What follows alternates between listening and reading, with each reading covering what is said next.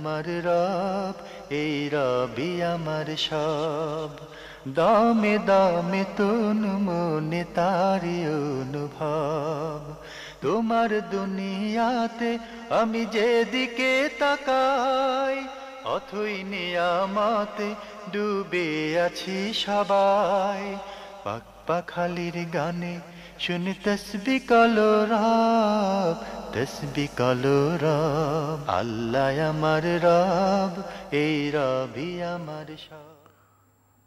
আসসালামু আলাইকুম প্রিয় দর্শক, আপনারা যারা দেশে আছেন প্রবাসে, সবাইকে জানাই অনেক অনেক প্রীতি ও শুভেচ্ছা।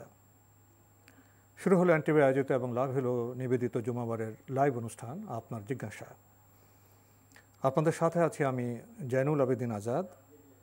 আর আপনাদের মনে জাগা প্রশ্নের জিজ্ঞাসার সরাসরি জবাব দিচ্ছেন বিশিষ্ট আলেম ডক্টর মোহাম্মদ সাইফুল্লাহ। আসসালামু আলাইকুম ওয়া রাহমাতুল্লাহি ওয়া বারাকাতুহু। প্রিয় দর্শক, চলুন তাহলে জিজ্ঞাসার আলোকিত ভুবনে আমরা প্রশ্ন নিচ্ছি। আসসালামু আলাইকুম। প্রিয় দর্শক, পরিচয় দিয়ে প্রশ্ন করুন। সিলেট থেকে অন্বেষা বলছি। জি, আমার 3টা কোশ্চেন ছিল। জি। আর প্রথম প্রশ্নটা হচ্ছে যে বিয়ের সময় যে কনে সাজানো হয়, কনে সাজিয়ে যে বসানো হয়, যে ওখানে তো অনেক পরপুরুষ থাকে, তো সাজানোর ব্যাপারটা কি ইসলামে কতটুকু শরীয়ত সম্মত থাকে?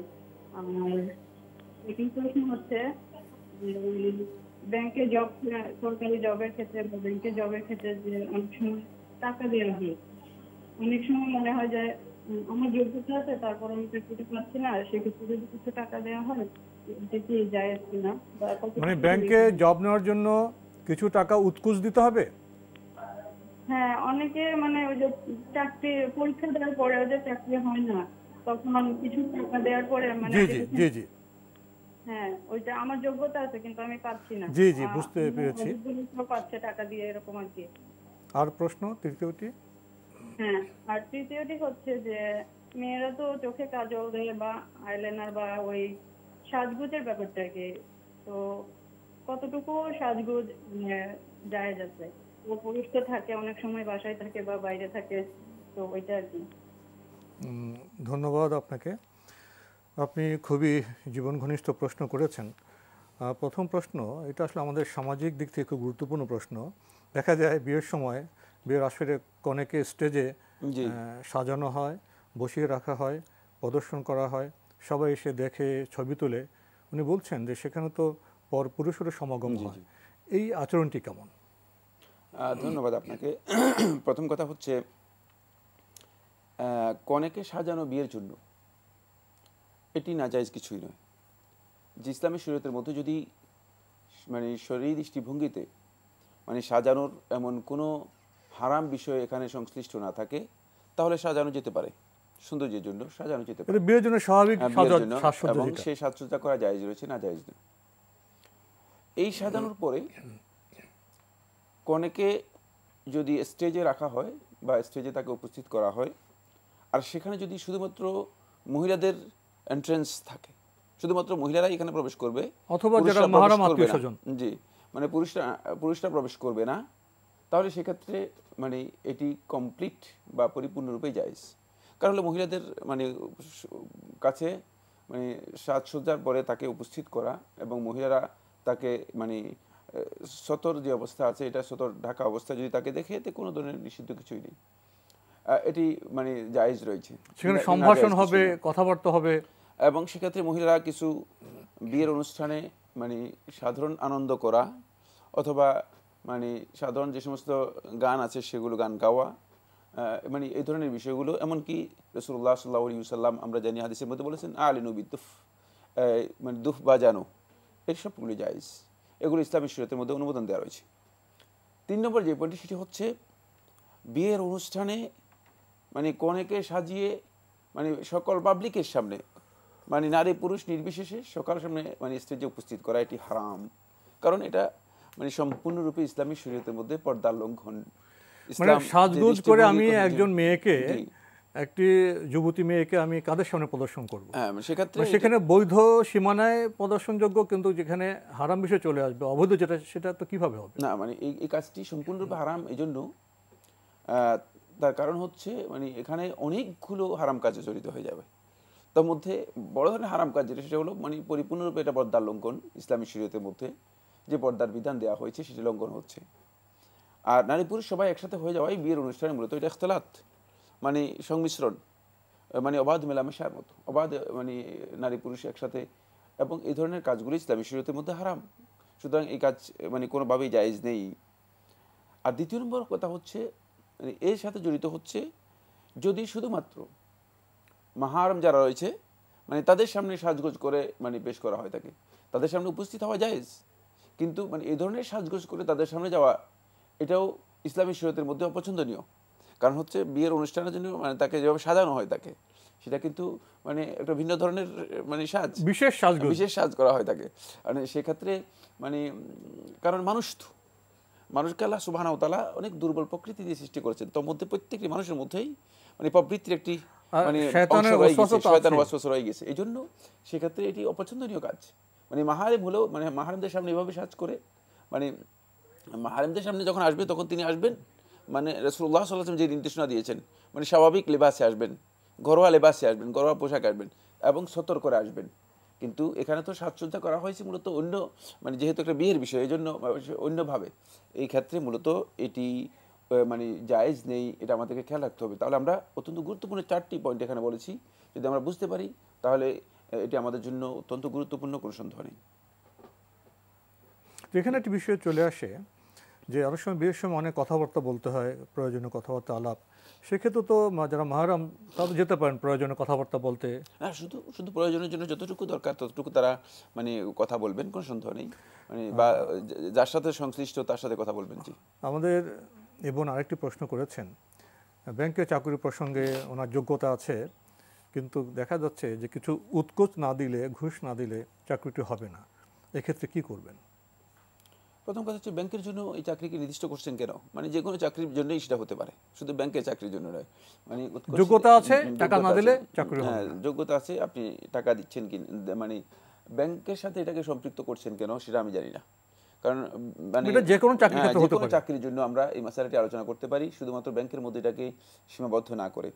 মানে যেই কোনো ধরনের চাকরির জন্য আপনার যদি যোগ্যতা থাকে আর আপনাকে সেখানে যদি মানে কোনো কারণে বাধ্য করা হয়, বাউন্ড করা হয় থাকে যে আপনি টাকা না দিলে আপনার চাকরি হবে না, যদি এমনটি হয়ে থাকে মানে আর আপনি মনে করেন যে আপনার হক হচ্ছে মূলত আপনি যোগ্যতা অনুযায়ী আপনি এখানে চাকরিতে মানে অংশগ্রহণ করতে পারেন, সেক্ষেত্রে একদল ওলামায়ে কেরাম বলেছেন যে এই ধরনের ক্ষেত্রে তার জন্য মানে টাকা দেওয়ার যদি প্রয়োজন হয় তিনি টাকা দিতে পারবেন।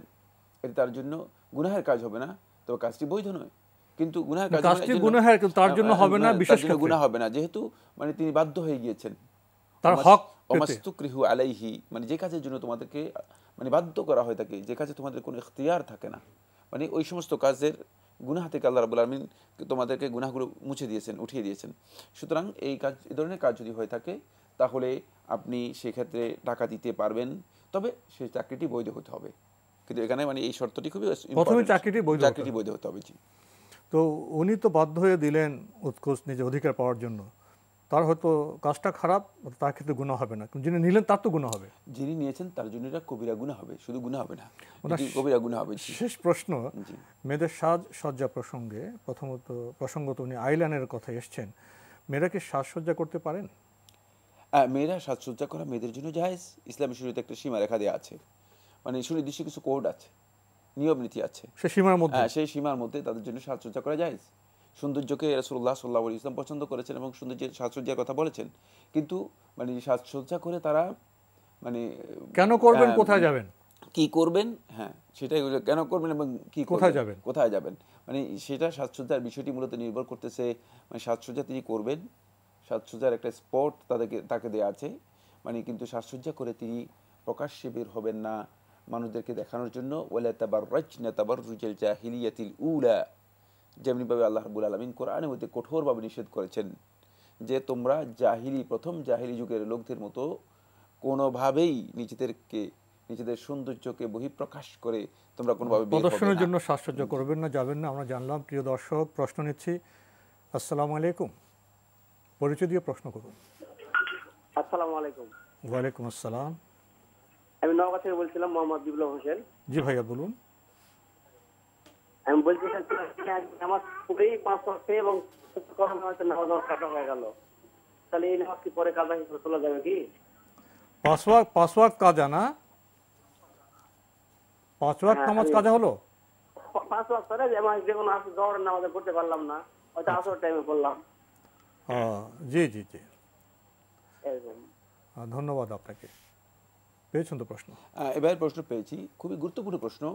একটু ভালো করে মানে এই ভাই সহ যে সমস্ত দর্শকরা রয়েছেন সবাইকে উপলব্ধি করার জন্য বা বোঝার জন্য বলছি যে সলাৎ কোনোভাবেই কাজা হয় না।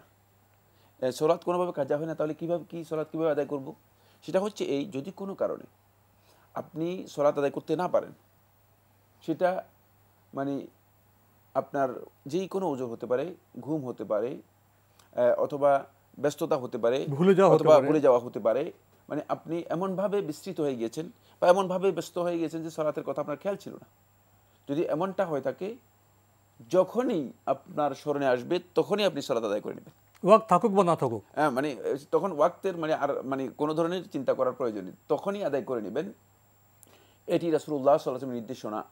সেটা হলো রাসূল সাল্লাল্লাহু আলাইহি ওয়াসাল্লাম বলেছেন, মান নামা আন সালাতিন আও নাসিয়াহা ফালিয়ুসাল্লিহা ইযা যাকারাহা। যদি তোমাদের মধ্যে কোনো ব্যক্তি সলাত থেকে ঘুমিয়ে যায় অথবা সলাত মানে এর আদায় করা থেকে বিস্মৃত হয়ে যায়, ফালিয়ুসাল্লিহা ইযা যাকারাহা, যখনই তার মনে পড়বে তখনই সে যেন এটা আদায় করে নেয়। রাসূলুল্লাহ সাল্লাল্লাহু আলাইহি ওয়াসাল্লাম এটাকে মানে কাযা অথবা এটাকে আদা কোনো কিছু বলেন নাই। রাসূলুল্লাহ সাল্লাল্লাহু আলাইহি ওয়াসাল্লাম এই সম্পর্কে মানে আরেকটি রাওয়ায়াতের মধ্যে রাসূলুল্লাহ সাল্লাল্লাহু আলাইহি ওয়াসাল্লাম বলেছেন যে এটাই হচ্ছে ওয়াদালিকা ওয়াক্তুহা, এটাই হচ্ছে এই সালাতের ওয়াক্ত। কারণ হচ্ছে মানে আল্লাহ রাব্বুল আলামিন কিছু বিষয়কে আল্লাহ সুবহানাহু ওয়া তাআলা বান্দাদের মানে দুর্বলতার কারণে বা মানবিক যে দুর্বলতা আছে মানুষের মধ্যে, সেই মানবিক দুর্বলতার কারণে আল্লাহ সুবহানাহু ওয়া তাআলা এগুলো বান্দাদের উপর কঠিন করেন না, সহজ করে দিয়েছেন। সুতরাং ওয়াদালিকা ওয়াক্তুহা, এটাই হচ্ছে ওয়াক্ত, মানে তখনই আপনি আদায় করে নেবেন। সুতরাং সালাত কোনোভাবেই কাদা হবে না। কাদা হবে কখন? যখন আপনি সলাৎ সম্পর্কে জানতে পেরেছেন, ইচ্ছাকৃতভাবে আপনি সেই সলাৎ ডিলে করে দিয়েছেন, আপনি আদায় করেন নি, তাহলে কিন্তু আপনি কবিরা গুনাহ করলেন। এবং ইচ্ছাকৃতভাবে সলাৎ মানে পরিহার করার কারণে আপনি আপনার এই কাজটি ইচ্ছাকৃতভাবে করার কারণে আপনি কুফরিতে লিপ্ত হলেন। তখন আপনার উপর ওয়াজিব হবে যেটা, সেটা হলো এই যে আপনি আল্লাহ রাব্বুল আলামিনের কাছে তওবা করে আপনি ওই সালাতটি মানে যখন আদায় করার মানে স্কোপ থাকে তখনই আদায় করে নেবেন এবং তার সাথে আল্লাহ রাব্বুল আলামিনের কাছে তওবা করবেন, কারণ এই কাজটি কবিরা গুনাহ। এখানে তওবা যুক্ত হতে হবে, যেহেতু ইচ্ছাকৃতভাবে সালাতকে ডিলে করেছেন। আর এই সালাতকে ইচ্ছাকৃতভাবে মানে পরিহার করা যতক্ষণ পর্যন্ত তিনি আদায় না করবেন ততক্ষণ পর্যন্ত একদল উলামায়ে কেরাম বলেছেন তিনি কুফরিতে লিপ্ত থাকবেন, মানে তার সমস্ত আমল বাতিল হয়ে যেতে পারে, মানে এই অবস্থায় তিনি লিপ্ত থাকবেন। তাই এই ক্ষেত্রে ঈমানদার ব্যক্তিদের উপর ওয়াজিব হচ্ছে মানে তারা আল্লাহ রাব্বুল আলামিনের কাছে তওবা করে সেই সালাতটি আদায় করে নেবেন। আমরা জানলাম। প্রিয় দর্শক, প্রশ্ন নিচ্ছি। আসসালামু আলাইকুম, পরিচয় দিয়ে প্রশ্ন করুন। আসসালামু আলাইকুম। ওয়ালাইকুম আসসালাম। আমি আরিফ বলছিলাম কল্যাণপুর থেকে। জি ভাইয়া বলুন। জি, আমার প্রশ্ন ছিল হলো মুসাফিরদের নামাজ সম্পর্কে। মুসাফিরদের যে নামাজটা, যেমন আমি ঢাকাতে থাকি এবং আমার দেশের বাড়ি হলো পাবনাতে। আমি যখন ঢাকাতে থাকি তখন আমি পুরা নামাজটাই পড়ি। যাত্রা পথে যতটুকু মুসাফিরদের নামাজ ততটুকু আমি হয়তো মুসাফিরের নামাজটা আদায় করব, আর হয়তো বাসায় গিয়ে পড়ে নিব, মুসাফিরের নামাজটাই পড়তে হবে আমি যতটুকু জানি। কিন্তু আমি যখন আমার নিজ এলাকায় পৌঁছাবো তখন সেক্ষেত্রে আমি তো এখন বেশিরভাগ সময় ঢাকাতে থাকি, নিজ এলাকাতে যখন আমি যাব সেটা কি আমার মুসাফিরের নামাজ হবে না তখন আমি পুরা নামাজটাই পড়বো? ধন্যবাদ আপনাকে। আর আরেকটা প্রশ্ন ছিল হলো দাস প্রথা কি এখনকার দিনে দাস প্রথাও কি চালু আছে না এটা ইসলামের দৃষ্টিকোণ থেকে দাস প্রথাটা আসলে কি? ধন্যবাদ আপনাকে। প্রথম মুসাফিরের নামাজ প্রসঙ্গে পেয়েছেন তো প্রশ্ন? হ্যাঁ, প্রশ্ন পেয়েছি। এবার যেটি বলেছেন সেটা হচ্ছে তিনি যাত্রাপথে কসর করবেন, মানে মুসাফিরের সালাত আদায় করবেন। এ কথা সত্য। আপনি যতক্ষণ পর্যন্ত রাস্তায় সফররত অবস্থায় থাকবেন বা সফরে থাকবেন ততক্ষণ পর্যন্ত আপনি কসর করবেন। যখন আপনি আপনার বাড়িতে পৌঁছে যাবেন তখন আপনি আর সফর থাকবেন, আপনার সফর শেষ হয়ে গিয়েছে, আপনি তখন ইকামতের মানে মুকিম হয়ে যাবেন, মানে মুকিম অবস্থায় সালাতের মধ্যে কসর করার কোনো বৈধতা নেই, সেক্ষেত্রে আপনি পরিপূর্ণ সালাত আদায় করবেন, পরিপূর্ণ সালাত আদায় করবেন, যেহেতু আপনার নিজ বাড়িতে চলে আসছেন, তো নিজ বাড়িতে আপনি মুসাফির হবেন না, সব ব্যবস্থাপনা সব ব্যবস্থাপনা রয়েছে, পরিবার পরিজন শুধু রয়েছে, পথের মধ্যে উনি মুসাফিরের নামাজ পড়বেন, আত্মীয় স্বজন রয়েছে, সেক্ষেত্রে আপনি মানে কোনোভাবেই মুসাফির হবেন না। জি। ওনার দ্বিতীয় প্রশ্ন, দাস প্রথা কি এখনো প্রচলিত আছে? দাস প্রথা সম্পর্কে আমরা অনেকেই জ্ঞান রাখি না আসলে। মানে দাস প্রথা বলতে মানে ইসলাম কাউকে মানে দাস হিসেবে, ইসলাম কাউকে মানে দাস করার জন্য ইসলামে কোনো প্রথা নেই, মানে মানুষদেরকে দাস করার কোনো প্রথা ইসলামের মধ্যে নেই। এটা জাহেলি যুগের প্রথা। না জাহেলি যুগ মানে সেটা আরেকটি বিষয়। কিন্তু ইসলাম মানে লোকদেরকে যাতে করে মানুষ মানে মানুষের মর্যাদায় জীবনযাপন করতে পারে, এই জন্য মানে তাদেরকে কোনোভাবেই তাদের উপর মানে মানবিক যেই রাইট রয়েছে জীবনযাপনের, সেই রাইটের উপর লঙ্ঘন না হয়, এই জন্য মূলত ইসলাম কুফরির সাথে এই প্রথার মানে এই প্রথাকে কী করেছে, সংশ্লিষ্ট করেছে। ফলে দেখা গিয়েছে কাফেররা যখন মানে মুসলমানদের হাতে ধৃত হবে, অর্থাৎ মানে ইসলামী রাষ্ট্রের মানে অধীনে কাফেররা যখন মানে যুদ্ধে তারা আসবে, তখন এই যে মানে মানে যারা যুদ্ধে বন্দী হিসেবে আসবে, মানে তাদের সবাইকে কী করবে ইসলাম? তাদের সবাইকে হত্যা করে ফেলবে এই মানুষগুলোকে। আর তাদেরকে কী করবে? তখন ইসলাম তাদেরকে মূলত মানে এইভাবে ঘোষণা করে দিয়েছে। কিন্তু ইসলাম এইটাকে মানে এই একটা পথকে মানে মুক্ত করার মানে এই পথটাকে মানে পরিপূর্ণরূপে মানে যাতে করে এটাকে মানে রাইজ করা যায়, এটাকে উঠায় নেওয়া যায়, এই জন্য ইসলাম মানে 10 থেকে 20টি পথ ইসলাম কী করেছে, ওপেন করে দিয়েছে, মানে এটাকে যাতে করে মানে এখান থেকে উত্তরণের পথ বের হয়ে যায়। ফলে দেখা গিয়েছে যে ইসলামের এই নির্দেশনার কারণে, এটি খুবই গুরুত্বপূর্ণ একটি বিষয়, এই নির্দেশনার কারণে মানে এক পর্যায়ে গোটা পৃথিবী থেকে দাসত্ব প্রথা উন্মোচিত হয়ে গিয়েছে। কিন্তু যারা মানে মুসলিম ছিল না বা ইসলামের এই দৃষ্টিভঙ্গি সম্পর্কে যাদের জ্ঞান নেই, সর্বপ্রথম ইউরোপে মূলত মধ্যযুগে এই বর্বর দাসত্ব প্রথার তারা আবিষ্কার করে থাকে, ব্যবসা আবিষ্কার করে থাকে। সেটি পরিপূর্ণরূপে মূলত মানবতার উপর বড় ধরনের জুলম ছিল, বড় ধরনের অন্যায় ছিল, সেটা মূলত ইসলামের এই দৃষ্টিভঙ্গির সাথে মানে সম্পৃক্ত ছিল না, এটা খেয়াল রাখতে হবে। সুতরাং এই দাসত্ব প্রথার বিষয়টি, দাস এখন পৃথিবীতে কোথাও মানে নেই, পৃথিবীতে দাস বেচা কেনা হয় না এখন পৃথিবীতে কোথাও। কিন্তু দাসত্ব প্রথা বলতে ইসলাম যে সিস্টেমকে দিয়েছে, সেই সিস্টেমে যদি কোনো অঞ্চলের মধ্যে মানে অমুসলিমরা যদি মুসলিমদের হাতে তারা বন্দী হয়ে থাকে, তাহলে তাদের ব্যাপারে ইসলামী বিধান মানে সেখানে মানে ইজতিহাদ অনুযায়ী সেখানকার কোর্ট, সেখানকার মানে বিচার যে নির্দেশনা দিবে, সেই নির্দেশনা অনুসরণ করা হবে এবং সেটি ইসলামী পদ্ধতিতে সেটাকে ফয়সালা করা হবে। কিন্তু মানে দাসত্ব প্রথা বলতে ইসলামের মধ্যে মূলত মানুষদেরকে দাস হিসেবে মানে তৈরি করার জন্য, এনে মানুষদেরকে বেচা কেনা করার জন্য ইসলাম এই ধরনের কোনো সিস্টেম বিষয়টা হলো যখন যুদ্ধ অনিবার্য হয়ে যাবে, যুদ্ধের পর তো পরিণতি হয়, সেই পরিণতিতে যারা বন্দী হবে তাদের সাথে আচরণ প্রসঙ্গে, তাদের সঙ্গে আচরণের বিষয়ে একটা হুকুম হচ্ছে, একটি হুকুম হচ্ছে, একটা বিশাল ব্যাপার।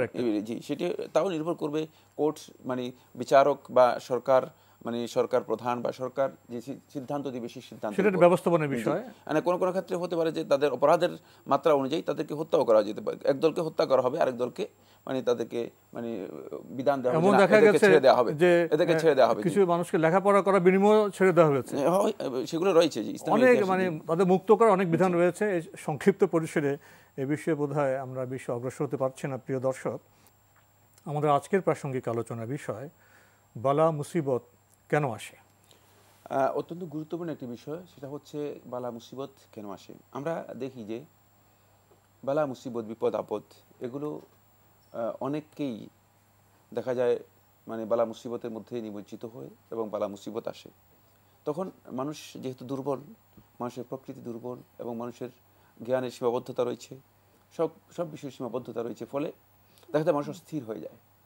মানুষ মানে এই ক্ষেত্রে বিচলিত হয়ে, বিষণ্ণ হয়ে একেবারেই এমন এক পর্যায়ে পৌঁছে যায়, তিনি মনে করেন যে হয়তো এই মুসিবতটাই হচ্ছে মানে আল্লাহর পক্ষ থেকে আমার জন্য আযাব।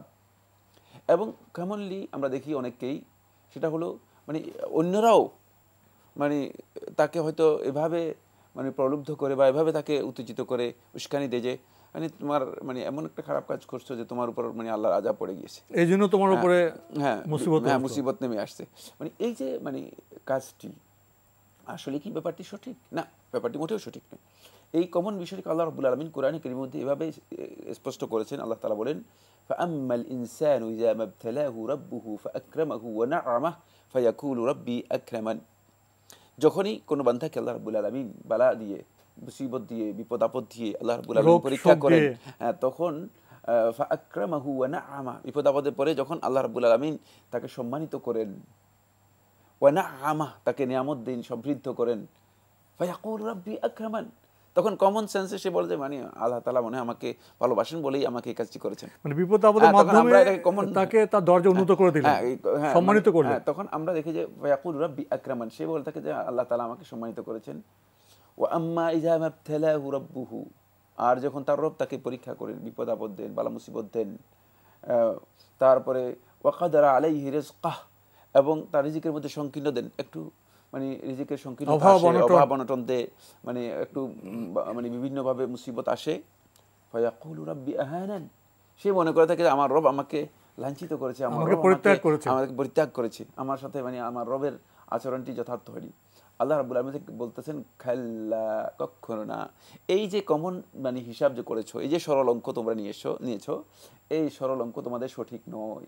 এটা আল্লাহ রাব্বুল আলামিনের কাছে এই অভিযোগের মনোভাবটি সঠিক নয়। মানে এইটা কখনো হতে পারে না যে আল্লাহ সুবহানাহু ওয়া তাআলা মানে এর মাধ্যমে তোমাকে আল্লাহ রাব্বুল আলামিন মানে সম্মানিত করছেন, অথবা আল্লাহ রাব্বুল আলামিন এর মাধ্যমে তোমাকে লাঞ্ছিত করছেন। বরং এর মাধ্যমে আল্লাহ রাব্বুল আলামিন যেটি চান সেটা আল্লাহ রাব্বুল আলামিনের কাছে ভিন্ন। সেটা হচ্ছে আল্লাহ সুবহানাহু ওয়া তাআলা বান্দাদেরকে কখনো বিপদ আপদ দেন, এর মাধ্যমে বান্দাদের দরজা আল্লাহ রাব্বুল আলামিনের কাছে আল্লাহ সমুন্নত করেন, উন্নত করে দেন। হ্যাঁ, মানে বান্দা মানে কতটুকু সত্যিকার অর্থে ঈমানের দিক থেকে, ইখলাসের দিক থেকে, তাকওয়ার দিক থেকে, আল্লাহ রাব্বুল আলামিনের ভালোবাসার দিক থেকে বান্দা কতটুকু উন্নীত হতে পেরেছে, উপরে উঠতে পেরেছে, আল্লাহ রাব্বুল আলামিন সেটাকে দেখেন, পরীক্ষা করেন। অন্য আয়াতের মধ্যে সেটা আল্লাহ তাআলা বলেছেন লিয়াবলুয়াকুম আইয়ুকুম আহসানু আমালা, যাতে করে তিনি পরীক্ষা করতে পারেন তোমাদের মধ্যে কে উত্তম আমল করে থাকে। মানে এই জন্য মূলত আমরা মানে এই জিনিসগুলো তোমাদের কাছে দিয়েছি। ফলে দ্বিতীয় বিষয় হচ্ছে যখনই মানে কোনো ব্যক্তিকে আল্লাহ রাব্বুল আলামিন তার নিয়ামত ঢেলে দেন, প্রাচুর্য ঢেলে দেন, এবং পদমর্যাদা, দেখা যায় যে মানে যোগ্যতা যতটুকু আছে তার চেয়েও বেশি পদমর্যাদা, দেখা যায় যে যতটুকু ক্ষমতা রয়েছে এর চেয়েও বেশি ক্ষমতাধর তাকে করে দিয়েছেন আল্লাহ রাব্বুল আলামিন। মানে যদি মানে এই অবস্থায় তিনি দেখেন তিনি এখানে প্রবঞ্চিত হওয়ার বা প্রতারিত হওয়ার কোনো সুযোগ নেই, এই কথা মনে করে যে যেহেতু আল্লাহ তাআলা দিয়েছেন মানে আল্লাহ রাব্বুল আলামিন মনে হয় আমাকে খুব ভালোবাসেন বলে দিয়েছেন, হতে পারে যে আল্লাহ রাব্বুল আলামিন তাকে এর মাধ্যমে কঠিন পরীক্ষার মুখোমুখি আল্লাহ রাব্বুল আলামিন করছেন, বড় ধরনের পরীক্ষার মুখোমুখি করছেন, এবং তাকে আল্লাহ রাব্বুল আলামিন হতে পারে যে ইস্তেদরাজ করছেন। ইস্তেদরাজ হচ্ছে সানাস্তাদরিজুহুম মিন হাইসু লা ইয়ালামুন। অন্য আয়াতের মধ্যে আল্লাহ তাআলা বলেন এমন দিক থেকে আমি তাদেরকে আস্তে আস্তে করে নিয়ে টেনে ধরবো, মিন হাইসু লা ইয়ালামুন, যে দিক থেকে তারা মনেও করে নেই, যে তারা ধারণা করে নেই, যারা জানে না যে আসলে এই দিক থেকে আল্লাহ রাব্বুল আলামিন আমাদেরকে পাকড়াও করবেন, এই দিক থেকে আমাদেরকে ধরবেন। সুতরাং খেয়াল রাখতে হবে যে মানে যারা মানে ক্ষমতায় রয়েছেন, যারা বিভিন্ন মর্যাদায় রয়েছেন, বিভিন্ন পোস্টে রয়েছেন, এটি অহংকারের বিষয় নয়। খেয়াল রাখতে হবে এটা আল্লাহ রাব্বুল আলামিনের পক্ষ থেকে আল্লাহর বান্দাদের জন্য হয়তো নিয়ামতও হতে পারে, অথবা আপনার পরীক্ষা হতে পারে। সুতরাং এক্ষেত্রে সত্যিকার আল্লাহ রাব্বুল আলামিন যেভাবে আমাদেরকে বিষয়গুলো মানে উপলব্ধি করে মানে আল্লাহর বিধান আনুগত্যের মাঝে এগুলোকে পরিচালনা করা দরকার, সেভাবে যদি আমরা পরিচালনা করতে না পারি তাহলে কিন্তু আমরা ব্যর্থ হব, পরীক্ষায় আমরা উত্তীর্ণ হতে পারব না। তাহলে বিপদ আপদ আসলে আমরা হতাশ হওয়ার কারণে ধৈর্য ধারণ করব, ভাববো এটা আমার পরীক্ষা, হতে পরীক্ষার মাধ্যমে আল্লাহ আমার দরজা উন্নত করতে পারেন। এই ইতিবাচক দৃষ্টিভঙ্গি আমাদের পোষণ করতে হবে। প্রিয় দর্শক, আমরা প্রশ্ন নিচ্ছি। আসসালামু আলাইকুম, পরিচয় দিয়ে প্রশ্ন করুন। আসসালামু আলাইকুম। ওয়ালাইকুম আসসালাম। আমি লুৎফুন্নাহার ওয়ারেসি বলছি, সিরাজগঞ্জ শাহজাদপুর থেকে। জি বলুন। আমি গত সপ্তাহে প্রশ্ন করেছিলাম কিন্তু সময়ের স্বল্পতার কারণে সবগুলো আমি বুঝতে পারিনি, সেজন্য আবার প্রশ্ন করছি। আমি জানতে চাচ্ছি যে ওই হলো নামাজে আমরা পড়ি মানে বিভিন্ন বইতে জানতে পারছি যে তোমরা সিজদায় আল্লাহর কাছে দোয়া করো। এখন ওই সিজদাটি নামাজের সিজদাতে নাকি পরের সিজদাতে, সেটা আমি একটু ভালো করে বুঝতে চাচ্ছি। আর আরেকটা প্রশ্ন হচ্ছে যে আমি অনেক বইয়েতে বা অনেক জ্ঞানীগুণীর কাছে জানতে পেরেছি যে সূরা আল ফাতিহাটা ধীরে ধীরে পড়তে, প্রতিটি বাক্যের জবাব আল্লাহ পাক দেন। তবে কি আমি একটা বাক্য বলে সে অর্থ মনে করবো এবং আল্লাহ কি জবাব দিচ্ছেন সেটা মনে করে পড়বো, নাকি শুধু অর্থটা মনে করে পড়বো?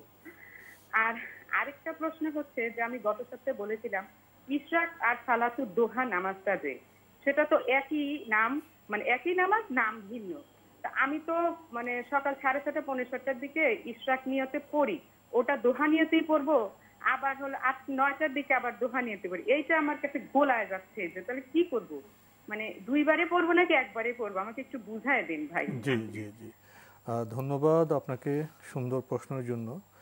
আমার প্রথম প্রশ্ন, এই যে নামাজের সেজদার কথা বলা হয়, মানে দোয়ার কথা, এটা কি নামাজের সেজদা দোয়া না অন্য সময় সেজদা গিয়ে দোয়া করতে হবে? সবচেয়ে উত্তম দোয়া হচ্ছে সিজদার দোয়া, আর সেই সিজদা তো নামাজের সালাতের সেজদা গিয়ে সিজদা। দোয়া।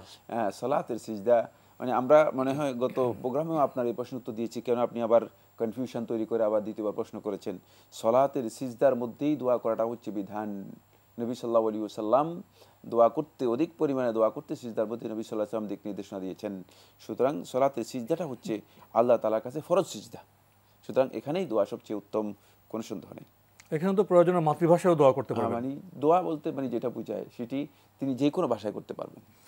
ওনার দ্বিতীয় প্রশ্ন, উনি বিজ্ঞ জনদের থেকে জেনেছেন জি, যে নামাজের সূরা ধীরে ধীরে পড়তে হয়, অর্থ বুঝে পড়তে হয়, এবং আল্লাহ এই এক একটা আয়াতে জবাব দেন, এইটা কীরকম? সূরাতুল ফাতিহা নবী সাল্লাল্লাহু আলাইহি ওয়াসাল্লাম যখন তেলাওয়াত করতেন, প্রত্যেকটি আয়াতে নবী সাল্লাল্লাহু আলাইহি ওয়াসাল্লাম ওয়াকফ করতেন, থামতেন। সুতরাং প্রত্যেকটি আয়াতে মানে থামাটাই হচ্ছে বিধান। আর মানে ধীরে ধীরে অর্থ যে আল্লাহ তাআলা জবাব দিচ্ছেন, আপনি উপলব্ধি করতেছেন, এগুলো এই কথা বক্তব্য সঠিক নয়। এখানে আল্লাহ রাব্বুল আলামিন মানে বান্দাদের জবাব দিয়ে থাকেন, সেটার ধরন কি মানে সে সম্পর্কে আমাদের জানা নেই। মানে রাসূলুল্লাহ সাল্লাল্লাহু আলাইহি ওয়াসাল্লাম হাদিসের মধ্যে, এই হাদিসে আজি কুদসির মধ্যে যেটা বলেছেন, কাসামতু সলাতা বাইনি ওয়া বাইনা আবদি, আমি আমার এই সলাতকে মূলত মানে সূরা ফাতিহাকে আমি আমার মাঝে এবং বান্দার মাঝে ভাগ করে নিয়েছি, আল্লাহ সুবহানাহু ওয়া তাআলা বলেছেন। এটা আল্লাহ রাব্বুল আলামিন যেভাবে উত্তর দেওয়ার সেভাবে আল্লাহ সুবহানাহু ওয়া তাআলা এর উত্তর দিয়ে থাকেন। এটি বান্দার বিষয় নয়, বান্দা সলাতের মধ্যে এই দিকে মনোযোগ দিবে না, বন্ধ কোরআন তেলাওয়াতের দিকে মনোযোগ দিবে। এবং প্রত্যেকটি আয়াত যখন তেলাওয়াত করবেন তিনি মানে ধীরে ধীরে, তো অবশ্যই তেলাওয়াতের প্রত্যেকটি বিষয় হচ্ছে তার তিল হচ্ছে ধীরে ধীরে তেলাওয়াত করা। আর প্রত্যেকটি আয়াতে নবী সাল্লাল্লাহু আলাইহি ওয়াসাল্লাম থামতেন, এটা হচ্ছে সুন্নাহ। উনি তো ধীরে ধীরে পড়তে গিয়ে যদি বুঝে পড়ার চেষ্টা করেন, সেটা তো সম্ভব। ধীরে তেলাওয়াত করলেও বুঝবেন, না ধীরে তেলাওয়াত করলেও, যদি তিনি অর্থ জানেন তাহলে এমনিতেই বুঝলেন। অর্থটা আগে জেনে নিতে হবে, অর্থ তো অবশ্যই আগে জানতে হবে, তখন পড়ার সময় এটা এমনিতেই তার মনে চলে আসবে আমি কি পড়ছি। না, কিন্তু অর্থের দিকে ভিন্ন মানে মনোযোগ দেওয়ার মানে বিষয়টি সালাতের মধ্যে বৈধ নয়। আগে অর্থ জেনে নিলে, অর্থটা জানলেই তিনি উপলব্ধি করবেন কি পড়ছেন। যখন তেলাওয়াত করবেন, মানে যখন আলহামদুলিল্লাহ বলবেন, তখনই আলহামদুলিল্লাহ বলার সাথে সাথেই তার মানে মানে ব্রেনের মধ্যে মানে অর্থ, যেমন আমরা যখন আলাদা করে বাংলা আবার আলাদা করে ভাবার দরকার হয় না। যেমন আপনি যখন নারিকেল বলবো আমি আপনাকে, তখন সাথে গাছের উপর যে নারিকেল এসে আপনার এর জন্য আর ভিন্ন মানে চিন্তা করার কোনো দরকার নেই। ইসলামের মধ্যে মানে মানে অর্থটা মূলত এমন যে মানে ব্রেনটার সাথে সাথে এটাকে জানলে ওটা উপলব্ধি হবে, ব্রেনটার সাথে সাথেই মূলত এটা তো মানে সবচেয়ে সুপার কম্পিউটার, মানে সবচেয়ে দ্রুত এটাকে ট্রান্সলেট করে দেয় এবং পরিপূর্ণ যেই বক্তব্যটি রয়েছে সেই বক্তব্যের মানে মৌলিক কথাগুলো এখানে স্পষ্ট করে দেয়। সুতরাং এটা মানে এর জন্য ভিন্ন আপনাকে মনোযোগ দিতে হবে, ব্যাপারটা এমন নয়। ওনার শেষের প্রশ্ন, উনি ইশরাকের নামাজ, সালাত ও দোহার নামাজ প্রসঙ্গে উনি কিছু কনফিউশন আছেন, এটা কি একই নামাজ না উনি যদি নামাজে মাসাল্লাহ ফরজের নামাজের সময় সূর্য ওঠার পরে পড়েন, আবার উনি কি 10টা-11 দিকে পড়তে পারবেন? পড়তে গেলে কি নিয়তটা কীভাবে করবেন? না, নিয়তের বিষয়টি তো এটি নফল সালাত, শুধুমাত্র নফল সালাতের নিয়ত করলেই হবে। আপনি মানে এটি একই নামাজ, ইশরাক এবং দোহা একই নামাজ, মানে এর মধ্যে তেমন কোনো পার্থক্য নেই। আপনি যদি মানে মনে করেন 2 রাকাত পড়তেন 2 রাকাত পড়তে পারেন, আপনি যদি মনে করেন 4 রাকাত পড়তেন 4 রাকাত পড়তে পারেন, আপনি যদি মনে করেন আরও বেশি পড়তে চান তাহলে আরও বেশি পড়তে পারবেন। এবং সেটা আপনি 7টাও পড়তে পারেন, 9টাও পড়তে পারেন, কোনো অসুবিধা নেই। যে কোনো একবার পড়লেই যথেষ্ট হয়ে যাবে, যে কোনো একবার পড়লেই উনি যথেষ্ট। কি 2বার পড়তে পারবেন? ফজর নামাজের পরে নফল সালাত তো মানে ফজর থেকে মানে সূর্য উদিত হওয়ার পর থেকে আরম্ভ করে একবারে মানে সূর্য মানে ইয়ে পর্যন্ত নফল সালাত তিনি ফজর নামাজের পরেও পড়তে পারবেন, সূর্য ওঠার পরে আবার 10টা-11 দিয়ে পড়তে পারবেন। মানে একই জিনিস, একই সালাত, নফল সালাত আপনি যে কোনো সময় পড়তে পারবেন। জি, যে কোনো সময় পড়তে আমরা পারবেন। জানলাম। প্রিয় দর্শক, প্রশ্ন নিচ্ছি। আসসালামু আলাইকুম, পরিচয় দিয়ে প্রশ্ন করুন। আসসালামু আলাইকুম স্যার। ওয়ালাইকুম আমার নাম আসসালাম। নারকি। আমার প্রশ্ন হলো যে নামাজের সিজদায় এটা কি বলা যাবে আল্লাহু লা ইলাহা ইল্লাহুল হাইয়ুল কাইয়ুম? আর একটা বলা যাবে সুবহানাল্লাহি ওয়া বিহামদিহি সুবহানাল্লাহিল আযীম? ধন্যবাদ আপনাকে। নামাজের সিজদায় এগুলো পড়তে পারবেন? নামাজের সিজদার মধ্যে আল্লাহু লা ইলাহা ইল্লাল হাইয়ুল কাইয়্যুম লা তাখুযুহু সিনাতুন ওয়া লা নাওম আয়াতুল কুরসি পড়বেন না। এটি সুন্নাহ হচ্ছে মূলত আয়াতুল কুরসি না পড়া। সিজদার মধ্যে দোয়ার ব্যাপারে রাসূলুল্লাহ সাল্লাল্লাহু আলাইহি ওয়াসাল্লাম নির্দেশনা রয়েছে। আর বাকি সুবহানাল্লাহি ওয়া বিহামদিহি সুবহানাল্লাহিল আযীম এটাও সালাতের সিজদার মধ্যে না পড়ে এটি উত্তম হচ্ছে রুকুতে পড়া, উত্তম হচ্ছে রুকুতে পড়া। পরিচয় দিয়ে প্রশ্ন করুন। হ্যালো, যে আমরা আপনাকে শুনতে পাচ্ছি, পরিচয় দিয়ে প্রশ্ন করুন। আমি হাবিবা সুলতানা যশোর থেকে বলছি।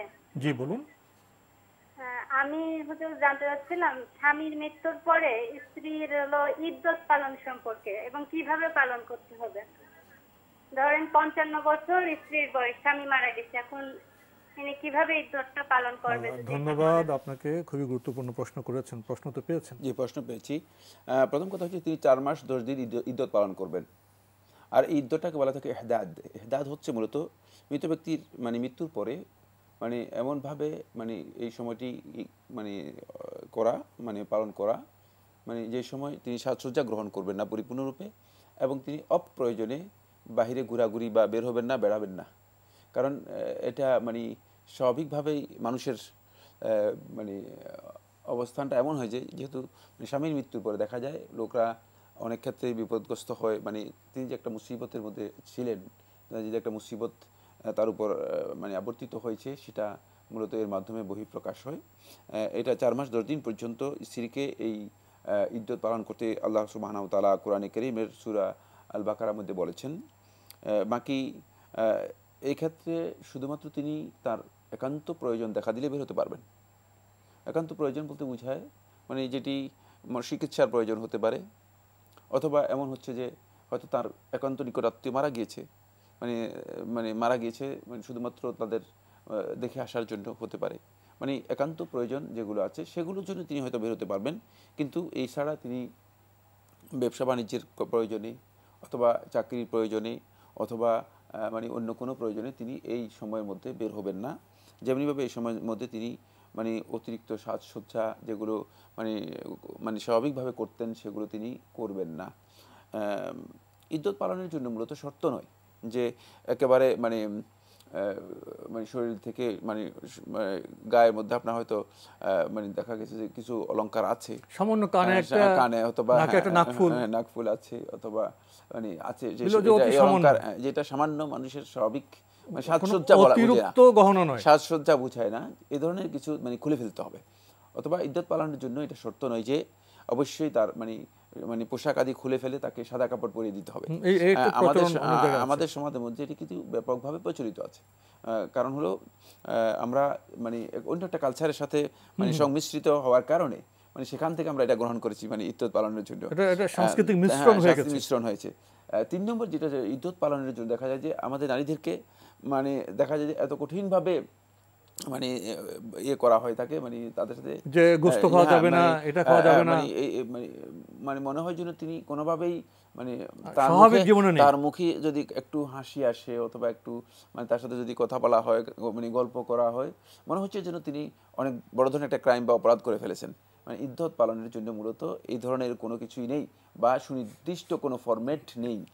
যেমনিভাবে অন্য কালচারের মধ্যে সুনির্দিষ্ট ফরম্যাট আছে, দেখা যায় যে কতগুলো এটারে কি বলা হয় তাকে শলা হাতে নেওয়া হয় থাকে, একটা ভিন্ন পোশাক পরা হয়ে থাকে, মাথার চুল কামিয়ে দেওয়া হয়ে থাকে, এটা খাওয়া যাবে এটা খাওয়া যাবে না, ওই ধরনের কিছু বিষয় আছে যে মানে গোশত খাওয়া যাবে না, মানে কথাবার্তা মানে হাসি ঠাট্টা করা যাবে না ইত্যাদি ইত্যাদি। এগুলো ইদ্যত পালনের জন্য শর্ত নয়। তাহলে ইদ্যত পালনের সময় স্বাভাবিক কথাবার্তা বলতে পারবেন, স্বাভাবিক যে গহনা থাকতে পারে একটু সেটা পড়তে পারবেন, স্বাভাবিক রঙিন কাপড়ও পরতে পারবেন, এক্ষেত্রে বোধহয় কোনো বাধা প্রতিবন্ধকতা নেই। আমরা জানলাম। প্রিয় দর্শক, প্রশ্ন নিচ্ছে। আসসালামু আলাইকুম, পরিচয় দিয়ে প্রশ্ন করুন। আসসালামু আলাইকুম। ওয়ালাইকুম আসসালাম। আমি মোহাম্মদ মেহেদী হাসান, নাটোর থেকে বলছিলাম। জি ভাইয়া বলুন। আমি আমার বাবা মাকে হজে পাঠাতে যাচ্ছি, সেক্ষেত্রে আমার কাছে নগদ টাকা নেই, আমি লোন তুলে তাদেরকে সেই টাকাটা দিয়ে হজে পাঠানোর টাকা দিব, সেক্ষেত্রে কি হজ তাদের জন্য বৈধ হবে কিনা? আর আরেক প্রশ্ন, তারা যদি টাকা নিয়ে সেই টাকা দিয়ে জমি কিনে পরে যদি জমি বিক্রি করে ওই টাকা দিয়ে হজ করতে পারবে কিনা? ধন্যবাদ আপনাকে। প্রশ্নটি একটু জটিল হয়ে গেল। ওনার প্রথম প্রশ্ন, বাবা মাকে হজে পাঠাতে চান, ওনার কাছে টাকা নেই, উনি লোন করে টাকা দিবেন, এভাবে হজে গেলে বৈধ হবে কিনা এর সাথে আবার যুক্ত করেছেন। সে টাকা নেওয়ার পরে বাবা মা যদি টাকা দিয়ে জমি কিনেন, সে জমি কিনে বেচে লাভ করেন, এরপরে যদি ওই টাকা দিয়ে হজে যান, সেটার কি অবস্থা হবে? প্রথম কথা হচ্ছে, ভাই কেন মানে নিজের উপর এই লোড নিচ্ছেন? মানে তিনি কেন মানে নিজের উপরে দায় নিচ্ছেন যে তিনি লোন করে হারাম কাজ করে পিতামাতাকে হজ করাবেন? চুরি করে ভালো কাজ করানোর কোনো দরকার নেই। চুরি করে সদকা করা জায়েজ নেই। চোরকে আল্লাহ রাব্বুল আলামিন সদকা করতে বলেনি। যদি আপনার কাছে টাকা না থাকে, আপনার হজ করানোর কোনো প্রয়োজন নেই। আপনার পিতামাতার কাছে যদি টাকা না থাকে, তাদের উপর হজ ফরজ নয়। আল্লাহ রাব্বুল আলামিন কোরআনের মধ্যে হজের সাথে নির্দেশনার সাথে স্পষ্ট করে বলে দিয়েছেন, ওয়ালিল্লাহি আলান নাসি হাজ্জুল বাইতি মান ইসতাতা ইলাইহি সাবিলা। যে আল্লাহর ঘর পৌঁছার পর্যন্ত সামর্থ্য আছে, আর্থিক সামর্থ্য, দৈহিক সামর্থ্য দুইটাই যা রয়েছে, সেই তার উপর হজ ফরজ হবে। সুতরাং পিতামাতার যদি টাকা আর্থিক সামর্থ্য না থাকে, তাহলে আপনি লোন করে তাদেরকে হজ করানোর এই দায়িত্ব বা এই দায় আপনি কেন নিজের উপর নিচ্ছেন? এই কাজটি আপনি মানে ভুল করছেন, সঠিক নয়। মানে এখন যদি আপনি তাদেরকে টাকা দেন, আপনার এই দায় আপনার উপর বর্তাবে, এর জন্য গুনাহগার হবেন আপনি। তারা হজ করলে তাদের হজ আদায় হয়ে যাবে। গুনাহ হবে কেন? তাদের গুনাহ হবে কেন লোন করলে? লোন করতে করতে তিনি বুঝাচ্ছেন যেটা, সেটা হলো মানে তিনি হয়তো মানে সুদের ভিত্তিতে মানে লোন নেবেন, কিন্তু এটা বুঝিয়ে দিয়েছেন। সুদের ভিত্তিতে নিলে তো সেটা তো হারাম হবে। হ্যাঁ, এটাই বুঝিয়েছেন তিনি। আর যদি আমি স্বাভাবিক তো লোন নেন, তাহলে তো হারাম হবে না। না, স্বাভাবিকভাবে যদি তিনি মানে কেউ যদি কর্জা হাসানা দিয়ে থাকে আর সে কর্জা হাসানা নিয়ে থাকেন, তাহলে এই ক্ষেত্রে হারাম হওয়ার প্রশ্নই আসে না। এটি নাজায়েজ কিছুই নয় এবং তাদের হজ করতেও কোনো ধরনের বাধা নেই। তবে আমি মনে করে থাকি যে এক্ষেত্রেও মানে লোন করা মানে জায়েজ নেই, কারণ হচ্ছে প্রয়োজন নেই। জি, লোনের বিধানটি মূলত এটি মানে রুখসাহ দেওয়া হয়েছে, মানে অবকাশ দেওয়া হয়েছে শুধুমাত্র প্রয়োজনের তাগিদে লোন করা। আমরা অনেকেই মনে করে থাকি যে ঋণ করাটা মানে একটা অনেকে একটা মানে একটা অভ্যাসে পরিণত হয়ে গিয়েছে, মানে তার প্রয়োজন নেই, টাকা আছে তারপরে ঋণ করেন। ভালো কাজ মনে করেন না। ঋণ করাটা এটি খুবই মানে জটিল বিষয়, কারণ এটা বড় ধরনের দায় বিষয়। এবং এটা এই কারণে, কারণ আমি জানি না, আপনি জানেন না এই ঋণটা পরিশোধ করতে পারবেন কিনা। হতে পারে যে এর আগে আপনার হতে পারে যে এর আগেই আপনার মালাকুল মউত এসে যেতে পারে, আপনার জীবন শেষ হয়ে যেতে পারে, জীবন সন্ধ্যা নেমে আসতে পারে। সুতরাং সেক্ষেত্রে সতর্কতা অবলম্বন করাই উচিত। আমরা জানলাম। প্রিয় দর্শক, প্রশ্ন নিচ্ছি। আসসালামু আলাইকুম, পরিচয় দিয়ে প্রশ্ন করুন।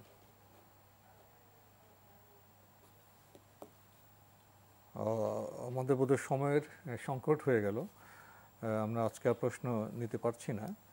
তো প্রাসঙ্গিক বিষয় যদি 1 মিনিট বলতেন, বালা মুসিবত কেন আসে? আসলে বালা মুসিবতের ব্যাপারে আল্লাহ সুবহানাহু ওয়া তাআলা কোরআনে কারীমের মধ্যে অনেকগুলো দিক নির্দেশনা দিয়েছেন। তার মধ্যে আল্লাহ রাব্বুল আলামিন কোরআনে কারীমের সূরা আল বাকারার মধ্যে এটা বলেছেন, ওয়ালা নাবলুয়ান্নাকুম বিশাইইন মিনাল খাউফি ওয়াল জু'i ওয়া নাকসিম মিনাল আমওয়ালি ওয়াল আনফুসি ওয়াস সামারাত। এটি একটি দীর্ঘ মানে দিক নির্দেশনা যে তাদেরকে আমি পরীক্ষা করব কিছু মানে তাদের আর্থিক সংকট দিয়ে, কিছু তাদের দৈহিক অসুস্থতা দিয়ে, কিছু তাদের মানে মানে ক্ষুধা দিয়ে অথবা অভাব দিয়ে, দুর্ভিক্ষ দিয়ে, মানে বিভিন্নভাবে আমি তাদেরকে পরীক্ষা করব। মানে এই যে পরীক্ষা আল্লাহ সুবহানাহু ওয়া তাআলা করবেন, এক্ষেত্রে মূলত বান্দাগণের অবস্থানটা কি হবে, ইমানদার ব্যক্তিদের সত্যিকার অবস্থানটা কি হবে? সত্যিকার অবস্থানটা ইমানদার ব্যক্তিদের হবে, ইমানদার ব্যক্তিরা তখন কিন্তু অস্থির হবে না, হতাশ হবে না, আল্লাহ রাব্বুল আলামিনকে ব্লেম করবে না, তখন নিজে মানে নিজের তাকদীরকে মানে কোনোভাবেই মানে অস্বীকার করবে না, মানে তাকদীরের মানে বিষয়টাকে মানে নিজের উপর যে আল্লাহ রাব্বুল আলামিন কেন আমার তাকদীর এমন করলো, মানে এটা এই ধরনের মানে বক্তব্য দেবে না। বরং তারা যেটি করবে সেটা হচ্ছে ক্বালু ইন্না লিল্লাহি ওয়া ইন্না ইলাইহি রাজিউন। তখন তাদের অবস্থানটা হবে এই, তাদের ঘোষণাটা হবে এই, ইন্না লিল্লাহ, আমরা আল্লাহর জন্য, আমার এই মানে প্রতিটি কাজই তো আল্লাহর জন্য, লিওয়াজহিল্লাহ, আল্লাহ রাব্বুল আলামিনের সন্তুষ্টির জন্য। আর আমরা যাই করি আমাদের তো গন্তব্য তো আল্লাহ রাব্বুল আলামিনের কাছেই, সুতরাং যেহেতু সেখানেই ফিরে যেতে হবে, সুতরাং আমার এখানে আর নিজের অতিরিক্ত কিছু করার নেই। সময়ের কারণে আমরা আজকে আর এই বিষয়ে অগ্রসর হতে পারছি না প্রিয় দর্শক। তবে আপনাদের অবগতির জন্য জানাতে পারি, আপনার জিজ্ঞাসা অনুষ্ঠানটি সপ্তাহে রবি, সোম, মঙ্গল, বুধ এই 4 দিন বিকেল 5:30টায় সম্প্রচার হয়ে থাকে। ওইসব অনুষ্ঠানে আপনাদের মনে জায়গা প্রশ্ন চিঠির মাধ্যমে, ইমেলের মাধ্যমে পাঠাতে পারেন। আমাদের ঠিকানা পরিচালক আপনার জিজ্ঞাসা, এনটিভি বিএসসিসি ভবন, 7ম তলা, 102 কাজী নজরুল ইসলাম এভিনিউ, কারওয়ান বাজার, ঢাকা 1215। আমাদের ইমেল অ্যাড্রেস আপনার জিজ্ঞাসা@ntbbd.com। এছাড়া এনটিভি অনলাইনেও আপনারা যেতে পারেন, আমাদের ঠিকানা www.ntbbd.com। ইউটিউবে এবং ভেরিফাইড ফেসবুক পেজেও আমাদের অনুষ্ঠান দেখতে পারেন। সবশেষে রয়েছে গ্রন্থ পরিচিতি। আমাদের আজকের গ্রন্থের নাম সালাত বিষয়ক নির্বাচিত 500 হাদিস, কিতাবুস সালাত, মূল লেখক মোহাম্মদ ইকবাল কিলানি।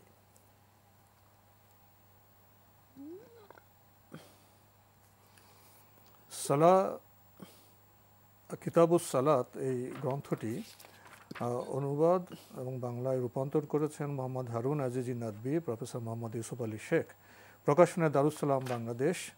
গ্রন্থটির মূল্য 280 টাকা। দীর্ঘ সূচি রয়েছে: নিয়তের মাসাইল, নামাজ ফরজ হওয়া, নামাজের ফজিলত, নামাজের গুরুত্ব, তাহারাত বা পবিত্রতার মাসাইল, অজু ও তায়াম্মুমের মাসাইল, সাতুরের মাসাইল, মসজিদ এবং নামাজের স্থানসমূহের মাসাইল। চমৎকার সব এবং গুরুত্বপূর্ণ সব বিষয় রয়েছে এই গ্রন্থে। আর যারা এই গ্রন্থটি পেতে চান তারা টেলিফোনে যোগাযোগ করতে পারেন 01715819869। আবারও বলছি 01715819869, কিতাবুস সালাত।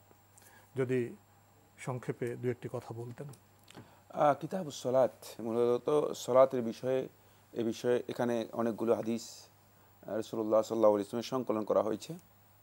আমরা জানি সালাতের ব্যাপারে রাসূলুল্লাহ সাল্লাল্লাহু আলাইহি ওয়াসাল্লাম সবচেয়ে বেশি দিক নির্দেশনা দিয়েছেন। যেই মৌলিক ইবাদত ইসলামের মধ্যে বেশি আলোচনা করা হয়েছে সেটি হচ্ছে সালাত। তাই এখানে মূলত মৌলিক ইবাদতের মধ্যে সালাতের গুরুত্বপূর্ণ যেই হাদিসগুলো সংকলন করা হয়েছে মানে সেগুলো আমাদের সকলেই জানা থাকা উচিত। সালাতের বিধিবিধান সম্পর্কে জানার জন্য নবী সাল্লাল্লাহু আলাইহি ওয়াসাল্লামের বক্তব্যগুলো যদি আমরা বুঝতে না পারি তাহলে আমরা সালাতের ব্যাপারে মূলত বিভিন্ন বিভ্রান্ত বক্তব্য অথবা ভুল বক্তব্যের দিকে আমরা ধাবিত হয়ে যাব। ফলে হাদিস থেকে মূলত সালাতের বিষয়গুলো সরাসরি জ্ঞান নেওয়া প্রথমেই খুবই গুরুত্বপূর্ণ। এটি কঠিন নয়। অনেকে মনে করে থাকেন হাদিস পড়লে আমি হয়তো বিভ্রান্ত হয়ে যাব। না, নবী সাল্লাল্লাহু আলাইহি ওয়াসাল্লাম হাদিস পড়লে যদি বিভ্রান্ত হয় তাহলে হেদায়েতের আর কোনো পথ নেই। তাহলে আর মানে যদি হাদিস পড়লে কেউ বিভ্রান্ত হয়ে থাকে তিনি অন্য যত কিতাব আছে এই পৃথিবীর অন্য সমস্ত কিতাব পড়লেও তিনি পথভ্রষ্ট হয়ে যাবেন। সুতরাং হাদিস পড়াটা নবী সাল্লাল্লাহু আলাইহি ওয়াসাল্লামের মানে হাদিস পড়বেন আল্লাহর কাছে হেদায়েত চাইবেন, হেদায়েত পাবেন। হাদিস পড়লে আপনি বিভ্রান্ত হবেন না, বরং হাদিস থেকে জানতে পারলে আপনি উপকৃত হবেন। জি, তো আজকে আমাদের এখানেই শেষ করতে হচ্ছে। আপনাকে অনেক ধন্যবাদ। আপনাকে অনেক ধন্যবাদ। প্রিয় দর্শক, আমরা দেখছিলাম এনটিভি আয়োজিত এবং লাভ হলো নিবেদিত অনুষ্ঠান আপনার জিজ্ঞাসা। শেষে এসে আমরা সালাত সম্পর্কে কথা বলেছি, গ্রন্থের সাথে আপনাদের পরিচয় ঘটিয়েছি। আসুন আমরা গ্রন্থ পড়ি, আলোকিত হই এবং শুদ্ধভাবে ইবাদত করি। দেখা হবে ইনশাআল্লাহ আগামী জুমাবার একই সময়ে। প্রিয় দর্শক, মহান আল্লাহ আমাদের সবাইকে নিরাপদে রাখুন শান্তিতে। আসসালামু আলাইকুম। আল্লাহ আমার রব, এই রবি আমার সব, দামে দামে তুন মনে তারি অনুভব। আল্লাহ আমার রব, এই রবি আমার সব।